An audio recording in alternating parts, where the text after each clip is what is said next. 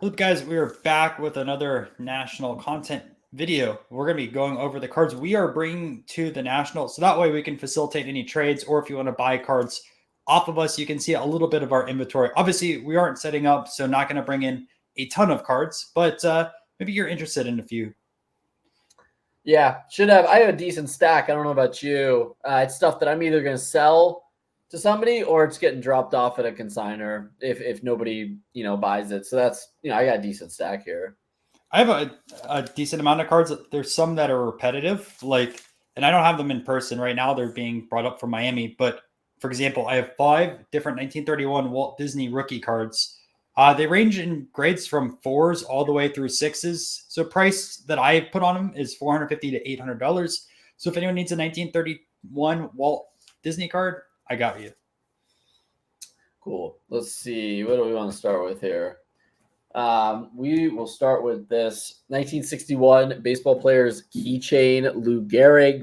Kind of an oddball set. I believe it was produced out of Pittsburgh and was put in the little keychain things you used to see in like gumball machines. This is the highest graded. It's a 9. I've had it for a little bit. Doesn't really fit what I collect anymore. So if anybody wants this sort of oddball Lou Gehrig, of course, just let me know. Yeah, I'm going to actually grab some mine that I have out over here. But before I jump into these, my next card, again, I have a few that are getting brought up from Miami, is a 1928 Donald Bradman rookie. Donald Bradman is widely considered like the Babe Ruth of cricket. This is the Ogden rookie card from 1928. It's in a 4, and I'm asking $525 for that one. Cool. Next one, a little bit different. It's a 1926 Shotwell Red Grange.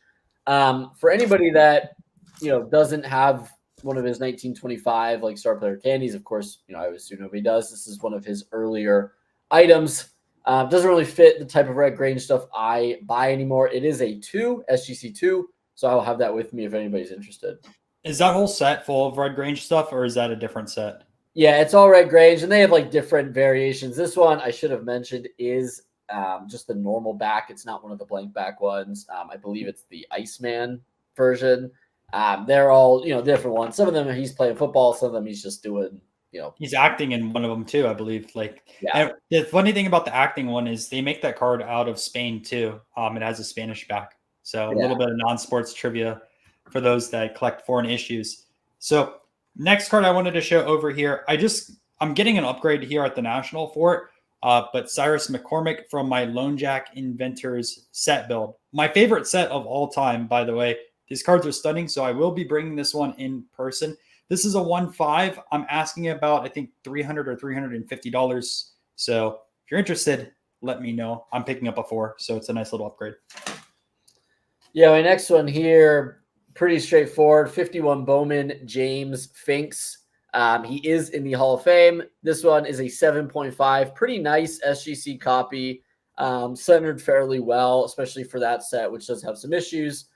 So definitely looking to move it here and keep going.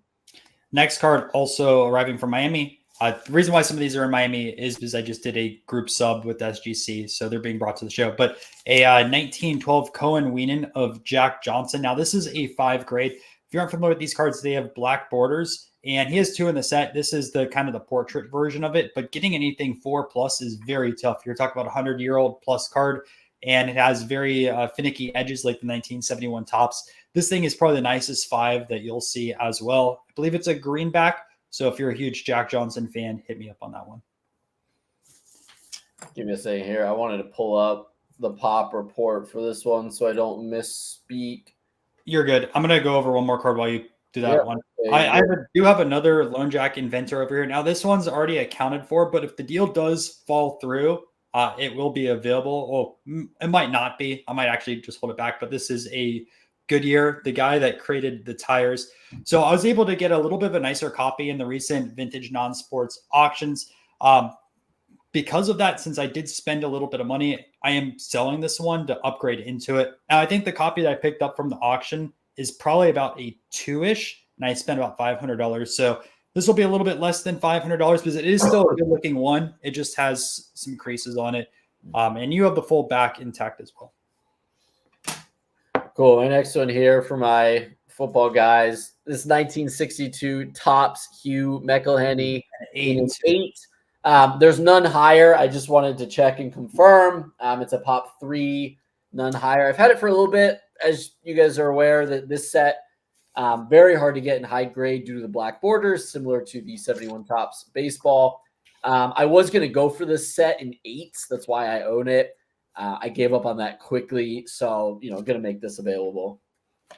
Nice. And my last card that is from Miami is from the 1887 N9 flag set. So this set features a bunch of different countries on there. Now there's 2 countries that are short prints. The one I'm going to be bringing to the show is the Korea flag. I have this in a 1.5. It's a technical 1.5 just based off of, I can't remember if it's centering or if it's paper loss. But I'll put a picture up on the screen now. Regardless, it's a super sought after card for the set collectors because it's so short printed in the set. I'm asking $350 on that one, but these Koreas, they don't pop up often. So just be warned.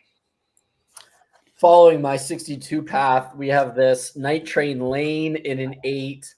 This one does have 2 copies higher, but still, very high grade Night Train. Part of my, like I said, collection I was trying to do with that set, so making it available.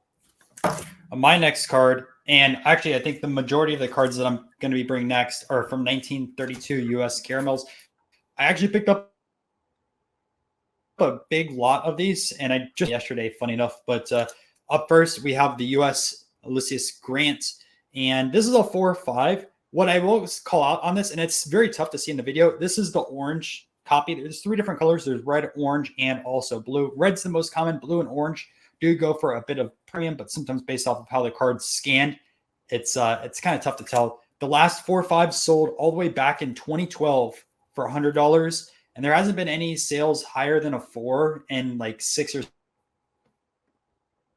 7 years. So I asked a few people that are building the set. They said it's probably worth about $400, and that's what I priced this one at. My next one here, a little bit of pre-war baseball. We have this 1928 Grinders Bread Bill Terry.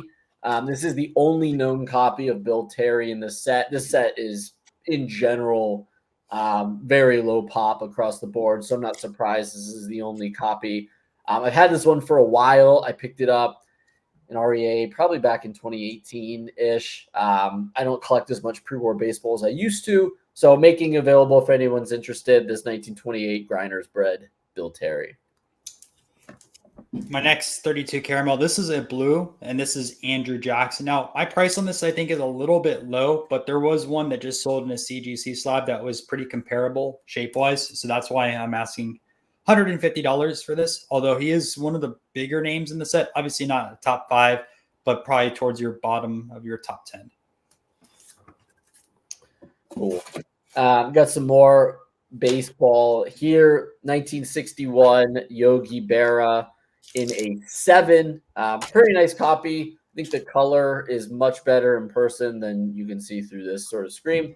Nice 7. I've had it for a while. Don't collect as much Yogi anymore as I used to. So, willing to let it go. I'm going to bunch these together because they are a lot of raw 1932 caramels. Now, these are accounted for technically right now. There's a collector that's building the set. So these are all cards that he needs. But if he does pass on any of them, I will have them in hand. So the ones that we have over here, this is in pretty bad shape, but this is an FDR. I'm asking $100 on this because it still is the first FDR card, and it's an iconic set. The other ones I have over here, you have a mixture of oranges and blues. Fillmore looks pretty nice on here. There is some ink issues here on the back, but it's $90 for a good-looking blue. Then you have a Fillmore in an orange, Woodrow Wilson, and Harrison and Garfield. Some of the cheaper ones, like the Harrison and Garfield, are like $35 or $40, which are about in line for what some of these commons sell for. I've sold a lot of these commons on ComC anywhere from $40 to $60. But obviously, I'd rather have cash in hand at the National. So a decent amount over here if those do fall through. Yeah, sticking in line here with the Yogi Berra stuff. This 1957 Yogi Berra in a 7. Fairly nice copy. I've had it for a while. as well. Just like I said, don't really collect Yogi anymore. So if you are somebody that does collect that stuff, making available. I have both of these priced a tad below comps. I'm just looking to move them. I've had them long enough to where it makes financial sense for me to do that. Just looking to get rid of them and keep rolling. 2 5s to show you guys. So we have Arthur and also Hayes. Someone asked me on the Arthur that's setting up, so that one may be already accounted for, but we also have the Hayes right here. I'm just going to go through all these in general. The other ones I have are 3s and 4s, so we'll do 4s next. Yeah, I got something here more in line with some of the other stuff. This more pre-war baseball, this T201 in an SGC2, Christy Mathewson on the front there. I can't remember I have this price at, I think $450. The sales are a little bit I honestly just don't sell very often, so my price might be on, it might be off, I don't know. But looking for somewhere around $450. Of course, taking offers if anybody just wants to snag it up, but making this one available as well. My next are 4s over here. So we have John Quincy Adams, then we have Polk, and then also Franklin Pierce, which, by the way, classic PSA job. John Adams is different than John Quincy Adams. Quincy Adams is his son. So thank you for reading the pop report on that one. I'm sure it's happened to others as well. But regardless, these are anywhere from $70 to like $150, oranges and reds. Switching it up here a little bit with some basketball. I have this 1970 tall boy, Oscar Robertson, in a 7. This was a set I was going for a little bit. Gave up on it, decided no longer to do it. So most of the cards I have from this 1970 set in high grade I have available. All right, we're on to the 3s. So the best of the 3 is this Grover Cleveland orange right over here. For some reason, Martin Van Buren outsells Grover Cleveland, which makes no sense to me. But 80 on the Van Buren, 75 on the Cleveland, and then Franklin Pierce at $70. Decent looking 3s also. My next one here gonna be a little bit interesting. I let people know this on Instagram, sort of privately, but I'm selling all of my commons from the Star Player Candy set. All of them are available. I've sold a couple. I do still have this lot of them that I'm selling them individually, or if somebody wanted them all, they could take it. They are all commons. The only thing I'll note is these 2 are the highest grade for SGC or PSA. I've had them for a long time. I was going for the Star Player Candy set for a while. Decided I just wanted to do the Hall of Famers and go on. So I will have all of these star players with me, most notably these 2 big dogs that, like I said, are the highest graded for those players. My last 32 caramel, and I'll show you some stuff I may bring to the National. It depends if there's any interest. Warren Harding, this got a 2, and there's like a small stain on the back, but the front looks pretty good overall, and I have $60 on that, which is like what the price of a comic goes for. So if you want an early 32 caramel in your collection, affordable, that's the card for you.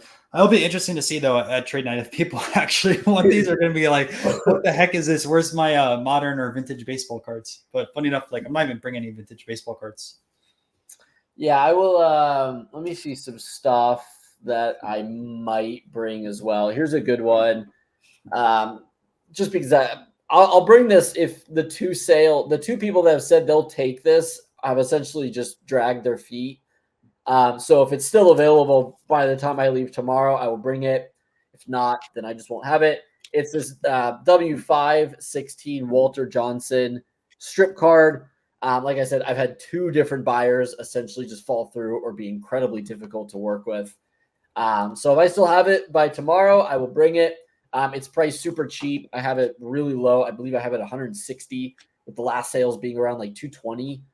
Just want to move it. I'm into it for essentially nothing. So I kind of just want to get it out the door and kind of keep moving and get some more value for the National. All right. So my side of things, I bought this last year at the National. I got a quick opinion on it. Herschel Walker, rookie autograph. I think that says rookie autograph on here. Got it like dirt cheap, but I did send this through BGS and they did a quick opinion and said it's a real autograph. I probably should get this slabbed by PSA or CGC at some point, but if anyone wants it, You have that over there. And then the other, I have a bunch of Swedish Salmaskar packs. I think these are from 1979. I have 4 packs in general. So if anyone wants some of these packs, open to selling them, you can have some good luck opening these. If you watch my video, I opened up some 1978s and I was able to pull the Freddie Mercury. And I have a 78 also with Bob Marley on the front, which is a very tough one to find. So 4 packs left over. Don't want to open them. Go for it. Let's see some other stuff that I might bring based on the interest. Yeah, I'd probably bring this. This is a Alan Amici signed ad piece for his restaurant. It was just given out at his restaurant to different people that came in. He signed it here. For those that know, he died in 1988, died super young, so his autographs are a little bit more valuable. I would make it available if somebody really collected the Colts or really collected Alamici. It doesn't really fit with my collection, so I'd be fine with moving it. And yeah, I mean, honestly, the only other thing that I have that would be maybe interest if someone wants it, and I'd probably just get it graded. Well, this one actually doesn't make sense to get graded, but I have the U.S. pennant flag over here. This has some writing on the back. It's like a $40 card, but I can bring that in person if anyone wants to grab those. I actually have a lot of other flags. I just haven't gone through the list yet of what I'm going to grade or not, because I picked up a pretty big lot of these N9s. So if anyone's looking for a specific country, I will be able to sell you that. Just hit me up today before I fly over to the show. Yeah, one of the last things I'll show here, and this is going to be the only golf item that any of us has shown today. I do have these 2 Type 1 photos of Ben Hogan, 1954 at the Greenbrier. Super cheap Type 1 photos. I think I just am asking like $10 a piece on them. They are dated on the back, 1954, both dated with Ben Hogan. It's the same image, but cool things that I've picked up recently around some golf stuff. Also to mention, because those are all of our pickups that we're going to bring there, but if you guys have cards to sell, we both are buying. I do buy a lot of vintage baseball or football or anything like that for inventory. A lot of non-sports I also collect for my personal collection. So if I don't have them and I want them, it would go my PC. Otherwise, I could use potential inventory. But yeah, hit us up if you have anything to sell. Super excited about the National. We'll be there. At least me, I'll be there Wednesday through Saturday morning. Don't know for sure if I'll go to the show Saturday. May do a long run instead, but I think it'll be pretty fun. Yeah, I'll be there Wednesday through Friday. I won't be there Saturday. I'll already be out by then, but should be there all 3 days. Usually the last day, a little bit less, considering it's, we'll see where the budget's at and what we still need to get. Did you have anything that you already know you are looking for? Anything you have even like a finder's fee on that you're looking to pick up that bad? Not really, because I am getting the last cards for my Lone Jack Inventor set and some upgrades over there. And, I didn't need the National for that because I do deal with one of the collectors I'm grabbing from, Enough Side Cards, his YouTube channel, Non-Sports. But I'm just going to keep my eyes open and see what happens at the show. Sometimes people approach me and say, I've watched your YouTube channels. I have stuff to sell. And I think that's awesome on that side of things. And I'm able to buy some inventory over there. Yeah. Well, that's nice. You don't need to put out a finder's fee to find those things that you need. People come up to you with them. Yeah, that's one of the benefits of making content. People will bring you up stuff. So I know you've been looking for that card for a while, or I know you need to upgrade this one. So I try my best on there to tell people that. Yeah, very cool. All right. Well, hope you guys enjoyed this video. Good luck at the National. Post down below if you have stuff for sale or you're looking to trade, and catch you in another video.